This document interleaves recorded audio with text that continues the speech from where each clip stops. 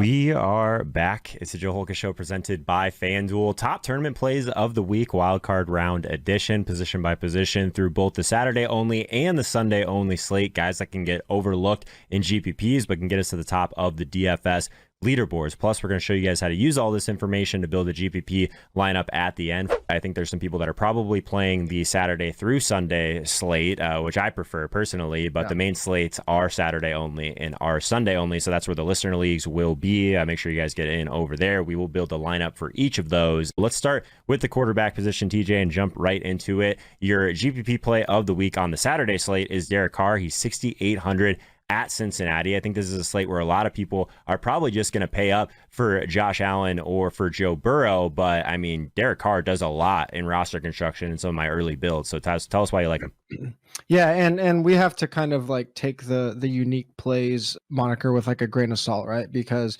even on the biggest slates for these 2 or 3 game slates, the winning lineups might not even have a player with sub 10% ownership. You know, maybe like 2 players in like the 10 to 20% range. You don't need to force that. So when we're saying like unique plays here, we're going to go through all these, and there are ways to kind of be different, but we're probably like very rarely playing any of the 2 plays we mentioned even together, right? So just kind of different ways to think about. Like, so for quarterback, we're just kind of thinking through each slate and how we're more thinking about game flows than projections, right? So like, how are these 2 games going to play out? We know that Raiders and Bengals can both win in a shootout. The Bills and Patriots game, like if that game's high scoring, it's probably only going to be on the Bills side. If that game's close, it's probably a low scoring game. So if we're looking at it, like what are the most likely things to happen? Shootout in the early game, Bills win big. If there's a way that a team wins big in this Raiders game, I actually think it's the Raiders, not the Bengals, even though the Bengals are heavy favorites, because the Raiders have that really ferocious pass rush. So if there's like a surprise big blowout, it's the Raiders side. So with Carr, you kind of get like a double whammy. You get a chance that the Raiders win big, or we know both teams can win a shootout. So you get Derek Carr saving salary. You could still heavily stack the game with Carr and just get lower ownership and lower salary than Joe Burrow. Yeah, just looking at the sims, if we were to simulate this slate 10,000 times, obviously it is a 2-game slate, but the Cincinnati and Las Vegas players kind of dominate this one overall. Like at the top, we have Joe Mixon, then a couple pass catchers for the Raiders, Darren Waller and Hunter Renfrow. So let's talk about the quarterback position on the Sunday only slate. And from a GPP perspective, Jalen Hurts definitely stands out. He's 7,700 at Tampa Bay. I think a lot of the ownership is going to go towards Tom Brady. It's going to go towards Patrick Mahomes. And if you're not going with one of those guys, you're probably playing Dak Prescott, right? So this might be one of the unique situations where it is just a 3-game slate, but there's still probably a decent amount of leverage here with Jalen Hurts, right? Yeah, I actually love this slate because I think it really does present a lot of ways to think through the game scripts. I mean, we have 2 games that are expected to be blowouts with huge spreads, and then that 49ers Dallas game that has the big over-under and a small spread. So most likely people are going to stack Tampa heavily, stack the Chiefs heavily, or game stack that 49ers Cowboys game. If not, it'll probably be balanced between those teams, with the Eagles and the Steelers not being popular at all. I like Jalen Hurts because the Eagles don't need to ball out for Hurts to get there. Obviously, he could run a lot. He has probably the most popular player on the slate in Dallas Goedert on his team. So you can roll out like a Jalen Hurts Goddard stack, still heavily like game stack this game on the Tampa Bay side. And I think it'll be really unique, that alone, because people are going to have a very hard time getting away from Dallas and 49ers players, especially because most of them are quite affordable, or trying to stack the Chiefs. I think that there is a really big argument to be made to avoiding that Chiefs game. I think one way the Chiefs don't go crazy, I think the Chiefs win comfortably, but I think one way they don't go crazy is they still get close to covering the spread, but Steelers just slow those games down so much. Only 5 of their games went over, where the Chiefs could win like a 23-10 type game, but none of their players score so much that you need them in the optimal lineup. So I kind of like the idea of heavily stacking this Tampa Bay Philly game, where a lot of people, if they're game stacking, it's to be Dallas, San Francisco, and getting that Jalen Hurts rushing upside. He could, he could match Brady. Brady can throw 303 and Hurts can still match him in fantasy points because of his legs. So I really like the idea of game stacking Philly, Tampa Bay on this Sunday slate. Yeah, it's kind of like the opposite of like some of these slates where we would like to have like a lot of flexibility late. But like I think if you're looking for the hammer with Kansas City, like there's a lot of ways that can go wrong. And if other people are thinking that is like the direction where they want to leave slots open for Tyreek Hill and for Patrick Mahomes, like you might even get a decent amount of leverage. And we've talked about it before, if you're going to be playing like a couple players from the first game, if you're going to be playing chalk players, it honestly makes sense to go like overstack the first game, right? Because most people, if they're going to like try and grab pieces in game number one, they're not going to be willing to overstack, right? So you don't want to be in the middle. That's my main take on it. So let's talk about the running back position on the Saturday slate first. Ramondre Stevenson is 5,200. Again, this is a slate that's probably going to be dominated by Joe Mixon and Devin Singletary at the running back position. And if this Buffalo game ends up being like a pretty heavy weather situation, Stevenson stands out as like one of the best value plays on the board, but probably going to go slightly overlooked. Yeah, and just back to your point, like obviously there's huge advantages with late swap on both days, but like if you are going to like there's also just like hit and hold, right? If your early games go off, hope it holds, because like if you're going to be using late swap, like you said, like you don't want to just like pick these optimal plays early on, then you just don't have a lot of information. On to the Saturday slate with the running backs. The most popular players on the slate, my projections, Joe Mixon, Josh Jacobs, Devin Singletary, they can all approach or exceed 60% ownership, right? Everybody has to roster 2 running backs. There's only 4 teams to pick from. Obviously, the contrarian play here is Damian Harris because he is the guy that's getting most of the work. But Ramondre had a head injury last week, only played 15% of snaps in week 18. They were getting blown out, came back into the game. So it's not anything that's going to, carry over into the wild card week. But if we go back earlier, Stevenson was pretty much splitting snaps with Harris. So straight up, like if I'm trying to be contrarian, I do like Harris more, but it's very hard to find these super unique plays on the slate in a timeshare on a slate where we don't really have any other running backs that are going to be in timeshares this week. If Stevenson can steal the touchdowns, I think it's really interesting, especially if you're going to stack that Raiders game. You can pair Singletary with either of the Patriots backs, and I think that's going to be a very unique build with everybody rostering Mixon and Jacobs. Like it's fine. I think it's very viable on this slate to just throw out the top 3 running backs into even the biggest tournaments and just lock the 3 running backs with a running back in your flex. But if you're trying to get unique, the idea of playing Singletary and again, like Stevenson he's probably the biggest dart throw I'm willing to make on this 2-game slate, but I think it's worth it with only like 5 viable backs on the whole slate. Yeah, and on Sunday we're going to stay with these Philly players because if there's one situation, even on a 3-game slate, that not many people are going to want to do, it's probably Miles Sanders. He's 5,900 against Tampa Bay. The matchup's not good. Obviously, kind of a 3-headed backfield across the board here. Sanders coming back from injury. There's a lot of reasons that just Miles Sanders of like, if he does get the workload, like he's going to be unowned, right? And again, that like doesn't happen on these 3-game slates. Yeah, it's not going to happen at all. There just aren't enough players for somebody like him to go unknown. And then going back to the idea of that game stack build, if you want to be kind of balanced, but you still want access to this game, I think something really interesting you could do is go Hurt Sanders, which gives you a ton of leverage off of Goddard, who I mentioned is probably going to be the most popular play.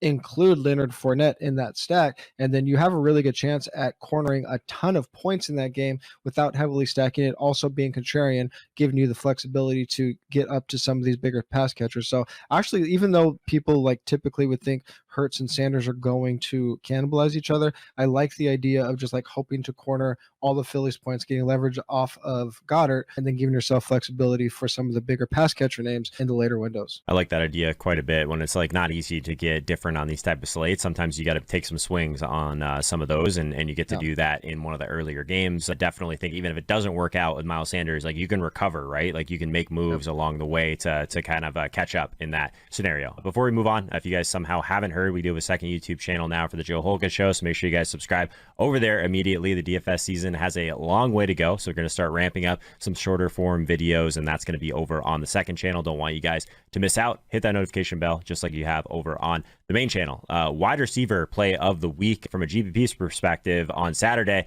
Gabe Davis, he's 5,200 against New England, like one of the best salary savers, but still, again, another guy that I don't think a lot of people are going to gravitate towards. Tell us why you like him, TJ. When we're going through these ownership projections, it's really just a math problem. And when we go through it, the Raiders and Bengals pass catchers are going to draw so much ownership. We're going to see Jamar, T. Higgins, probably the best value on the slate on Saturday. T. Higgins is going to be in a lot of lineups, even if people aren't stacking that game. On the Raider side, Hunter Renfrow, even Zay Jones, and then Darren Waller, they're going to draw a ton of ownership. And then in this late game or in this Bills game, it's really just going to be Stephon Diggs, and then the other guys kind of fall by the wayside a little bit. So like Gabe Davis isn't going to be, he's not 10% play, but 20% on this slate is very intriguing. And we've seen him get a ton of red zone work, even though Manny Sanders is active, or likely to be active. That might actually push down Gabe Davis's ownership a little bit, but he's been very good towards the end of the season. He's a touchdown scorer. So I think he's somebody that I'm not using like in one-offs, but if you're stacking the Bills, if you're playing Josh Allen, I really like the idea of including Gabe Davis, where him and Cole Beasley are probably going to split each other's ownership a little bit. I just really love the Gabe Davis play here at like probably 20%ish in big field stuff. Yeah, same price, but on the Sunday slate, we have Brashad Perriman. He's 5,200 versus the Philadelphia Eagles. So again, really focusing on that game and kind of fading some of the ownership in game number 2 and game number 3. Perriman is someone else that, like, if you can get that, we talked about this a little bit with Hodge earlier in the week, TJ. Like, if you're going to be taking swings on this first game or trying to be contrarian in game number 1, sometimes if you hit that value play early, it's actually a little bit more valuable, right? Because then you can really use that remaining salary the rest of the slate as it progresses, and you're not really handcuffed in that way. So I'm always trying to find like these wide receivers in game number 1 that are going to go overlooked. So Perriman definitely checks a bunch of boxes here for me. Yeah, and this is one of the nuances of a short slate versus a full slate. Perriman's a player that you would usually only include if you're heavily stacking the Buccaneers, and you could definitely still do that. But if you play someone like Perriman early and he hits, it gives you a ton of information for these late swap opportunities. If you have like a sub 10% player that goes for 2 touchdowns, you could pretty much play whoever you want. You kind of get to stop worrying about the chalk, because on this slate this small, you could win with 60% players in your lineup.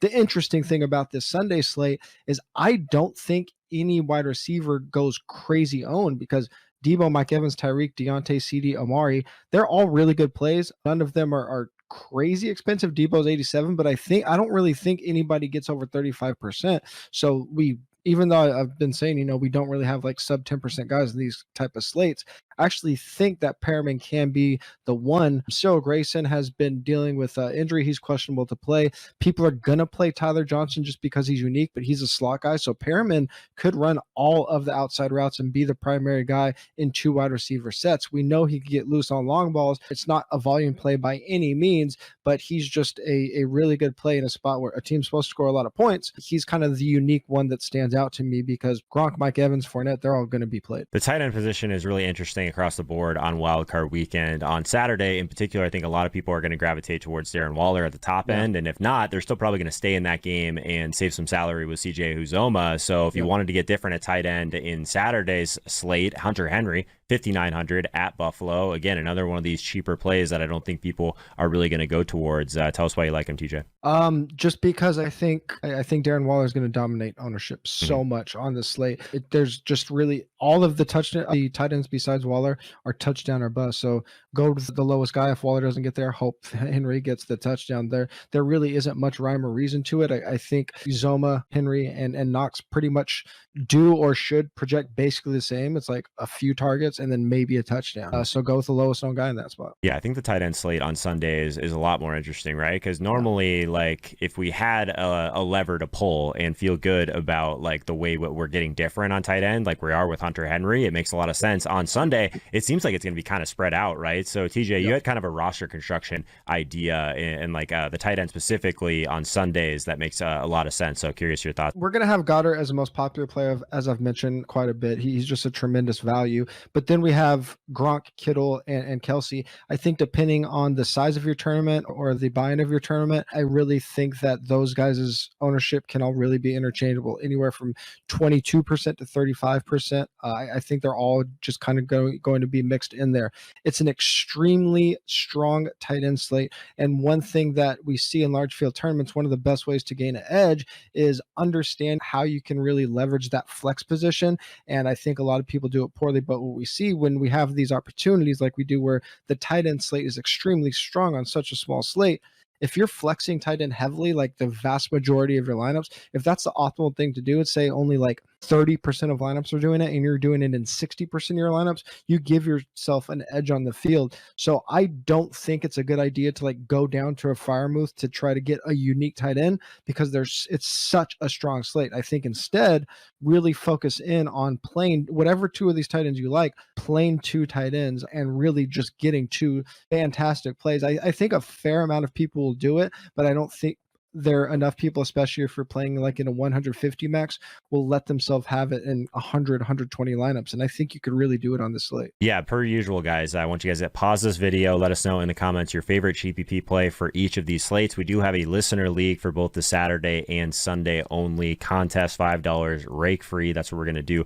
right now, TJs. We're going to build a lineup for each of these slates, and we're going to start on Saturday. So I guess from this perspective, do you want to try and build out something with Derek Carr to give us some flexibility, or do you want to focus on something else here? 2-game slate, obviously, we can kind of fly through this, but curious how you would go about it. I think that I'm going to build really one of two ways: a Raiders-Bengals shootout or a Bills high-scoring game. I just don't think it makes sense to try to like lean into a Bills-Patriots shootout. That just doesn't seem viable to me. So I mean, I say we just go with a full crazy onslaught of the Raiders and Bengals. Carr, okay. And in that perspective, it's kind of just, do you want to play Waller or not? Yeah, that was going to be my first question, is if we did double up Carr with, I mean, do we want to do Waller with that? Do we want to try and get different with like Renfro and Zay Jones, something like that? Like, I guess we haven't talked a whole lot about Josh Jacobs on any of the shows so far, but he's pretty expensive. So, yeah, I agree. Like that Carr and that makes sense, but I just don't know the exact combination you want to go with. I think if I'm playing Carr, let's say I'm playing a single entry just for this discussion.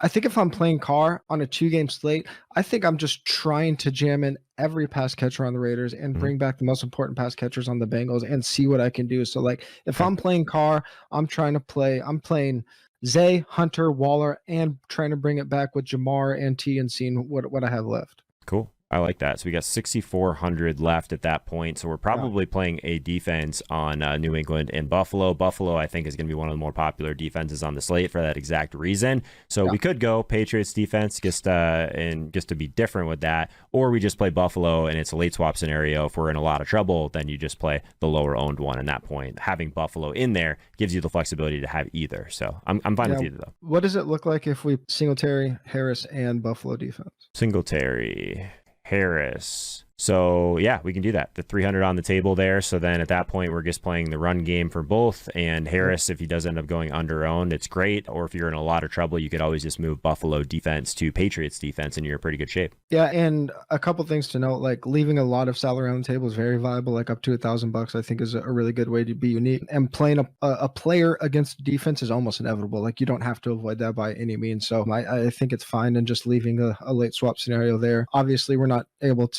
flexing our running back, which isn't ideal in the late game, but you know, it is what it is. You can always just swap to like Stevenson if you're super worried about not being unique enough or something like that.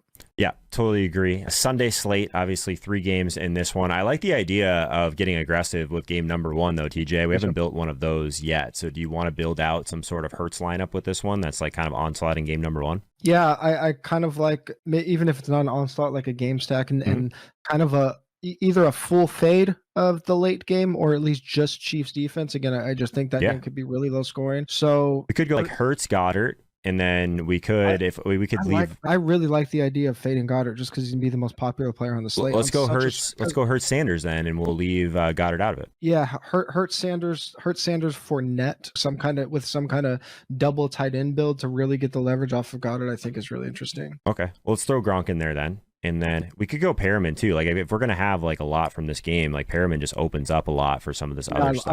I like that idea. Yeah. So I'm gonna put as a placeholder for now Chiefs defense on this one so we can focus on what the rest of this lineup has. So 2 wide receivers and a flex left at 7,200. So if we wanted to add in another tight end that is not named Dallas Goedert, would you prefer to put in Kittle in this situation? Because Debo is probably going to be one of the highest owned players on the slate as well. Yeah, I like Kittle a lot in this. Okay. So we got tons of salary, 7,600 for a couple wide receivers now. So, I mean, could we go Debo CD? We can go Debo. Can't quite get to CD. Very close. We're at 6,500 left if we go Debo. Okay. How much is Cedric Wilson? 6K, I believe. Yeah, 6K. So if we went Cedric, we could get in Debo, of course, and still leave some salary on the table. We could go Debo and Ayuk. If you wanted to go that range, you could go. That's just like an onslaught of San Francisco, though. Yeah. What if we took out Debo, if we went Cedric and CD, how much does that leave over? That would give us a decent amount left over. That would give us 1,900. So if you went CD instead of Debo, you could just play Amari, who, like, for whatever reason, everyone wants to skip over this week. So I think that's actually